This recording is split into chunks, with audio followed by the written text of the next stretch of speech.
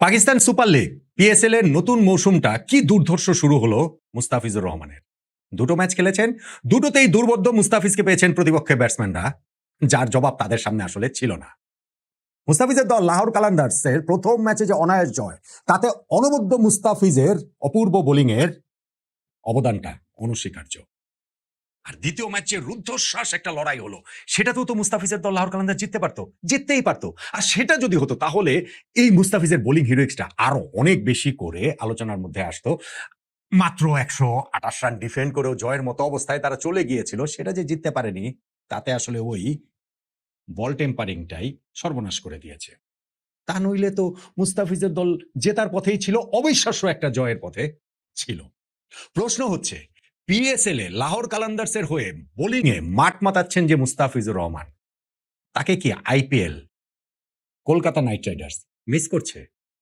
PSL থেকে IPL এ switch করেছেন তো অনেক ক্রিকেটার, মুস্তাফিজের ক্ষেত্রে সেটা কি আসলে হতে পারত? সবকিছু মিলিয়ে আলোচনাটা করছি। দেখুন, মুস্তাফিজ এই মৌসুমে লাহোর কালান্দার্সে খেলছেন। আমরা প্রেক্ষাপটটা জানি যে আইপিএল এবং পিএসএল দুইটাই একই সময়ে হয়। আইপিএল এর দল কলকাতা নাইট রাইডার্স তাকে নিয়েছিল 9,20,00,000 ভারতীয় রুপিতে, বাংলাদেশের মুদ্রায় প্রায় 12.5 কোটি টাকা। তারপরে রাজনৈতিক বিবেচনায়, অবশ্যই রাজনৈতিক বিবেচনায়, মুস্তাফিজকে কেকেআর বাদ দিয়ে দেয়। সেই উত্তেজনা গোলমালটা এতদূর গড়িয়েছে যে বাংলাদেশ টি-20 বিশ্বকাপ পর্যন্ত খেলেনি। এর ঠিক পরপরই পিএসএল এর দল লাহোর কালান্দার্স মুস্তাফিজকে ডিরেক্ট সাইনিং করায়। আইপিএল এর সাথে তো আর আর্থিক ওই জায়গাটাতে তারা পারবে না, পারার কথাও না। পাকিস্তানি রুপি কত 6,44,00,000 রুপিতে মনে হয় তারা মুস্তাফিজকে দলে নিল, যেটা বাংলাদেশের মুদ্রায় 2,80,00,000 টাকার মতো। সেই মুস্তাফিজ আইপিএল এর প্রথম ম্যাচটাতে 4 ওভার বোলিং করলেন, 19 রান দিয়ে 1 উইকেট নিলেন, দল সহজেই ম্যাচটা জিতল। দ্বিতীয় ম্যাচেও 4 ওভার বোলিং করলেন, 20 রান দিয়ে 1 উইকেট নিলেন, দল একেবারে লাস্ট ওভারে গিয়ে হেরে গেল। এই যে দুইটা ম্যাচে মুস্তাফিজ 8 ওভার বোলিং করলেন, রান দিয়েছেন 19 যোগ 20 মাত্র 39, দুটো উইকেট নিয়েছেন, অর্থাৎ ওভার প্রতি তিনি 5 রানের কম করে দিয়েছেন। টি-20 ক্রিকেটে এখন যেই জায়গায় চলে গেছে, তাতে এইটা আসলে দুর্দান্ত। দুর্দান্ত বললেও কম বলা হয়। স্পেশালি আপনি যখন দ্বিতীয় ম্যাচটা মাথায় রাখবেন, ঠিক আছে প্রথম ম্যাচে লাহোর কালান্দার্স 199 রান করেছে, সেইটা ডিফেন্ড করাটা তুলনামূলক সহজ ছিল, বা সেই বোলিংটার আমি ক্রেডিট খাটো করছি না, কিন্তু ওইটা আন্ডারস্ট্যান্ডেবল। দ্বিতীয় ম্যাচটাতে যেখানে মাত্র 128 রান করেছিল লাহোর কালান্দার্স, সেইটা তো ডিফেন্ড করে দলকে প্রায় মুস্তাফিজ জিতেই দিয়েছিলেন। শুধু মুস্তাফিজ না, অন্যান্য বোলারদেরও এখানে অবদান রয়েছে।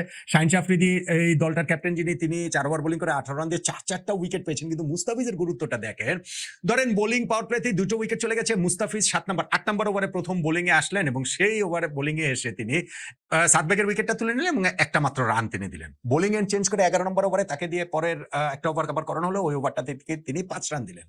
এবং তার চেয়ে গুরুত্বপূর্ণ, একদম শেষে তাকে শেষ 4 ওভারে 2টো ওভার তার জন্য জমিয়ে রাখা হয়েছিল, যেটা প্রথম ম্যাচে আমরা দেখেছি। এটা আসলে হবে মুস্তাফিজ ডেথের ওইরকম স্পেশালিস্ট।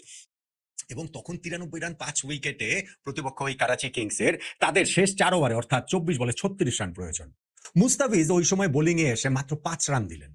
4 ওভারে যেটা 36 রান প্রয়োজন ছিল, সেটা 3 ওভারে হয়ে গেল 31 রান। পরের ওভারটা করলেন হারিস রৌফ, তিনি দিলেন এইখানটাতে 8 রান, 2 ওভারে দরকার 23 রান। মুস্তাফিজ ওই সময় বোলিং এ এসে 12 বলে 23 রান প্রয়োজন, প্রথম বলটাই তিনি 4 খেলেন। ইনফ্যাক্ট এইবারের পিএসএল এ তার বলে প্রথম বাউন্ডারি হলো। 2 ম্যাচে 24 দুগুণে 48টা বল করে ওই একটা মাত্র বাউন্ডারি মুস্তাফিজকে মারতে পেরেছেন প্রতিপক্ষের ব্যাটসম্যানরা। তারপরেও প্রথম বলে বাউন্ডারি খাওয়া সত্ত্বেও শেষ 5টা বলে 1 run 1 run 1 run 1 run 1 run, 5টা সিঙ্গেলস এর বেশি তারা নিতে পারেনি। ফলে লাস্ট ওভারে হারিস রৌফকে ডিফেন্ড করার জন্য 14 রান দিয়েছিলেন, মানে জয়ের জন্য তখন 14 রান তাদের প্রয়োজন, 13 রান ডিফেন্ড করার জন্য মুস্তাফিজ রেখে গিয়েছিলেন। কিন্তু সর্বনাশটা তো সেইখানটাতেই ঘটে গেল।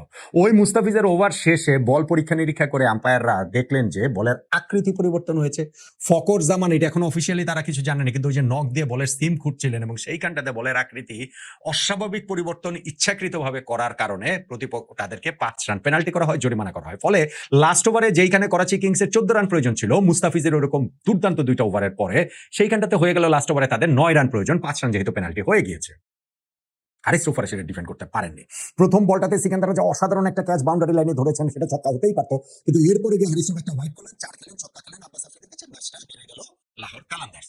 মুস্তাফিজের হিরোইক্স তাতে আসলে কমছেন না, কি অসাধারণ বোলিং তিনি করেছেন। এবং সেইখানটাতে আলোচনার জায়গাটা আসছে যে আইপিএল এর দল কলকাতা নাইট রাইডার্স তাকে মিস করছে কিনা, আইপিএল এ তিনি আসলে সুইচ করতে পারতেন কিনা, আরো অনেকে যেমন সুইচ করেছে। একই দিন আইপিএল এর খেলা যে ছিল, সেইখানটাতে কলকাতা নাইট রাইডার্স মাঠে নেমেছিল এবং 220 রান তারা ডিফেন্ড করতে পারেনি। মুম্বাই ইন্ডিয়ান্স তাদেরকে হারিয়ে দিয়েছে, মোটামুটি অনায়াসে হারিয়ে দিয়েছে। মুস্তাফিজের বদলি হিসাবে কলকাতা যাকে নিয়েছে সেই ব্লেসিং মুজরাবানি 3 ওভারে 34 রান দিয়েছেন, কোনো উইকেট তিনি পাননি। ফলে স্বাভাবিকভাবে এই আলোচনা জায়গাটা আসে। আমার কাছে প্রথমত মনে হয় এখানে মুজারাবানির ভাই ব্লেম করার কিছু নাই। মুজারাবানির বোলিং কোয়ালিটি তো ডেফিনেটলি মুস্তাফিজের মানের নয়। তাহলে তো ভাই মুজারাবানিকে আগেই আইপিএল এর দল নিয়ে নিত বা কারাগারি তাদেরকে নিয়ে পড়তো, সেটা তো আর হয়নি। ফলে জিম্বাবুয়ের এই বোলারকে আমি বলির পাঠা বানাচ্ছে না বা তাকে আসলে ভিলেন বানাচ্ছে না, তবে কোয়ালিটিতে বিস্তর তফাৎ রয়েছে। মুস্তাফিজ কলকাতা নাইট রাইডার্সে যদি থাকতেন, যদি খেলতেন, এই ম্যাচটার কথাও যদি আমরা বিবেচনা রাখি, তাহলে কলকাতা হয়তো বা ভাবতে পারে যে না, আমরা ম্যাচটা জিতলেও জিততে পারতাম। আর সিজন লং হিসাব করলে অবশ্যই মুজারাবানির চেয়ে মুস্তাফিজ অনেক অনেক বেটার বোলার, এবং কলকাতা নাইট রাইডার্স সেক্ষেত্রে অনেক ভালো সার্ভিস তার কাছ থেকে পেত, যেটা এখন পিএসএল এর দল লাহোর কালান্দার্স পাচ্ছে।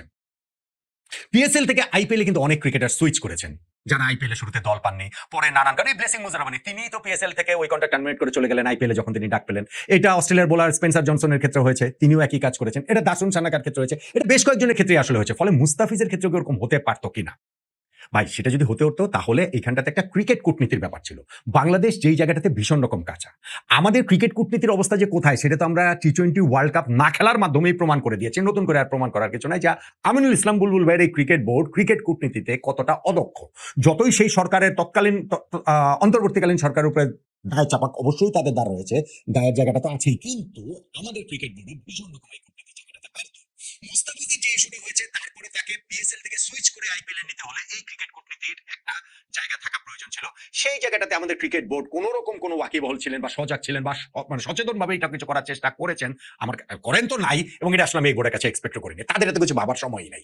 তাদের ক্রিকেট বোর্ড প্রেসিডেন্ট আমাদের বুলবুল ভাই 1.5 মাস হচ্ছে অস্ট্রেলিয়ায় ছুটি কাটিয়ে আসেন, তার এই মুস্তাফিজকে সুইচ করার বিষয়ে তার ভাবনার জায়গাটা থাকবে কিভাবে? এখন আপনি বলতে পারেন না, পিএসএল থেকে আমরা কেন আইপিএল এরকম ঘটনা সুইচ কেন করবো? ভাই, আইপিএল হচ্ছে কি সবচেয়ে বড় ফ্র্যাঞ্চাইজি লিগ, এটা আমাদের বুঝতে হবে। এটা আমরা স্বীকার করি বা না করি, এই সত্য তাতে আসলে মিথ্যা হয়ে যাবে না। আর বাংলাদেশে ওই আইপিএল সম্প্রচারের যে জটিলতার জায়গা, সরকারি যে আমাদের নিষেধাজ্ঞার জায়গা, সেইটাই আমরা আন্তর্জাতিক জটিলতায় আমরা ওই নিষেধাজ্ঞা এখনো কাটাতে পারিনি। এবং আজকে আবার রয়টার্সে আমি নিউজ দেখলাম যে জিও স্টার যে বাংলাদেশে এই সম্প্রচারের রাইটস যাদেরকে দিয়েছিল 2023 থেকে 2027 পর্যন্ত টি স্পোর্টস এর কাছে ছিল, তাদের সঙ্গে ওই কন্ট্রাক্ট তারা টার্মিনেট করেছে ফেব্রুয়ারি মাসের 17 তারিখে। মানে হচ্ছে কি আরো 1.5 মাস আগে। তারা নাকি ওই টাকা পয়সা লেনদেন সংক্রান্ত ঝামেলার কারণে তারা সময় মতো পেমেন্ট দিতে পারছে না। সেই কারণে ঠিক আছে, টি স্পোর্টস ভাবতে পারে যে আমরা তো খেলা দেখাতে পারবো না এই বছর সরকারি সিদ্ধান্তের কারণে। ফলে ওই জায়গাটা আমরা আসলে কিভাবে কি করবো? ফলে এই জায়গাটা তো আমাদের ক্রিকেট কূটনীতি, আমাদের সরকার যেভাবে রিয়েক্ট করতে পারে নাই, আমাদের ক্রিকেট বোর্ড কিভাবে এটা মুস্তাফিজকে পিএসএল থেকে আইপিএল এ নেওয়ার ব্যাপারে তারা সেভাবে রিয়েক্ট করবে। কিন্তু সেটা করতে পারলে লাভটা কি হতো? এই সম্পর্কের ব্রিজটা আবার হতো, সেতুর জায়গাটা আবার তৈরি হতো ভারতের সঙ্গে বাংলাদেশের। পাকিস্তানের সাথে সম্পর্ক তাতে খারাপ, বিরাট খারাপ হয়ে যেত বিষয়টা, আমার কাছে সেটা মনে হয় না। এই যে অন্যান্য ক্রিকেটাররা এটা সুইচ করেছে না পিএসএল থেকে আইপিএল এ, তাতে কি হয়েছে? তাতে কি ওই দেশের সঙ্গে ক্রিকেট সম্পর্ক ছিন্ন করে ফেলেছে পাকিস্তান? ধরেন অস্ট্রেলিয়ার সাথে তারা আর খেলবে না, ধরেন জিম্বাবুয়ের সাথে তারা আর খেলবে না, ধরেন শ্রীলঙ্কার সাথে তারা, বিষয়টা তো আসলে সেরকম নয়। ওইটা করা যেতে পারতো, মানে আমি বলছি না যে এটা ম্যান্ডেটরি, এটা করতে হবে, কিন্তু আমি বলছি ওরকম একটা ভাবনা জায়গাটা থাকা যেতে পারতো, সেটা আসলে হয়নি। এখন মোদ্দা কথা যেটা, অন্ততপক্ষে সিজনের শুরুটা যেরকম হলো, মুস্তাফিজের পিএসএল এ লাহোর কালান্দার্সের যেরকম শুরু, এবং ব্লেসিং মুজারাবনির আইপিএল এ কলকাতা নাইট রাইডার্সের যেরকম শুরু, তাতে আমার মনে হয় এই মুস্তাফিজকে কলকাতা নাইট রাইডার্স আসলে মিস করবে, এবং তাদের ওই লসটাই, আইপিএল এর দল কেকেআর এর এই লসটা, মুস্তাফিজকে রহমানকে না পাওয়ার, এটাই আসলে লাভ পিএসএল এর দল লাহোর কালান্দার্সের। শুরুটা যেভাবে মুস্তাফিজ করেছেন, তাতে এই সিজনের পিএসএল এ মুস্তাফিজের কাছ থেকে এরকম দুর্ধর্ষ পারফরমেন্স ম্যাচের পর ম্যাচ চাওয়াতে লাহোর কালান্দার্সের যেমন ওই প্রত্যাশায় কোনো দোষ নেই, বাংলাদেশের সমর্থকরাও ওই রকম প্রত্যাশাটা তো করতেই পারেন না?